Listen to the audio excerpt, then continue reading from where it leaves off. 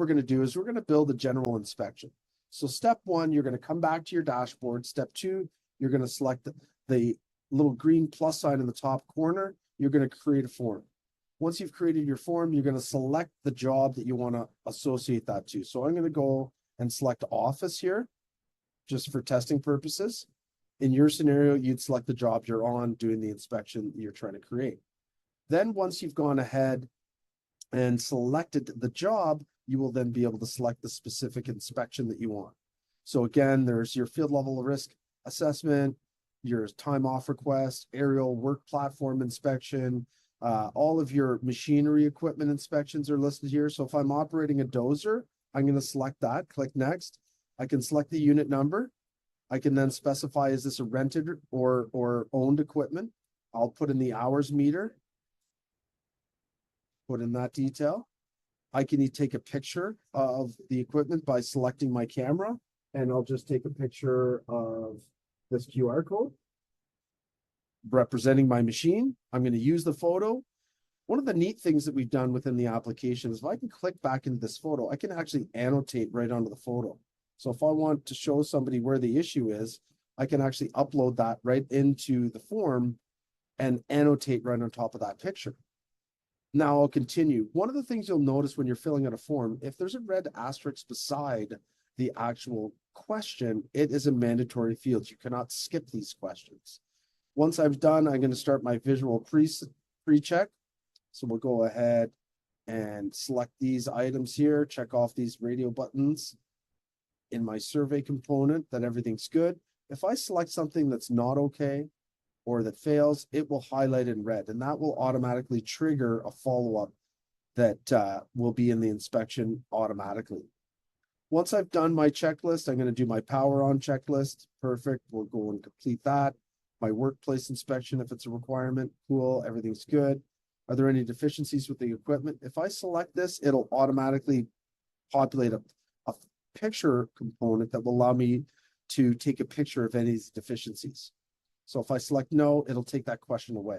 If I want any comments, photos, or other tasks assigned, I can select them at the bottom of the form.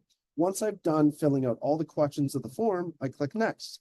This is where if I'm the only operator, cool, it's automatically going to assign me as a signer on the form. If I need to add somebody else to this inspection, because I know that they're going to be filling out this inspection, I can either use my add recent workers button and remove the people that I don't want on the inspection. In this scenario, I'm going to remove everybody. I'm going to search a worker, and I'm going to add Debbie to this inspection. So I'll go ahead and add Debbie to the inspection, and I'm going to go ahead and add myself back into the inspection, Mike Burnett. Cool. Now both Debbie and I are on the inspection, and we will become signers. If I have a third party that is required to sign off on a specific inspection, I can go ahead and add an external signer. This is somebody that doesn't work for my company, but I still want them to be a part of the form. I can add their first name, last name, phone number, company name, and email address. They will actually get a web-based version copy of the same form to sign on their own device. Once I'm done filling out those items, I click next. It will summarize the form that I've created, who's on it, how many signers I have, and then I can hit send and sign. So this is where now I review the form that I've created and I add my signature to it. Two ways to sign a form. You can digitally sign, or you can add in your hand signature. Once I've signed the form, it'll kick me back to the forms menu. It'll show me that the form's incomplete. If Debbie's sitting beside me, I can minimize the form by clicking this up arrow, and then it shows me who's outstanding to sign. If Debbie's standing beside me, she can sign on my device. I can click on her name, and Debbie can sign her form here, or Debbie can sign on her own device. I will just complete Debbie's signature now, and now Debbie signed off on the form. And now I have one completed form that shows up on my dashboard. And if I need to go back and view that, I can click it, expand the details, and some of the options that you'll have. If I scroll to the bottom of this form, there's an actions button.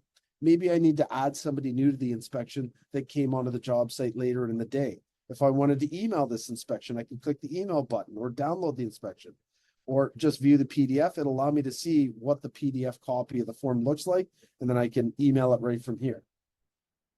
That's how you create a form within the system.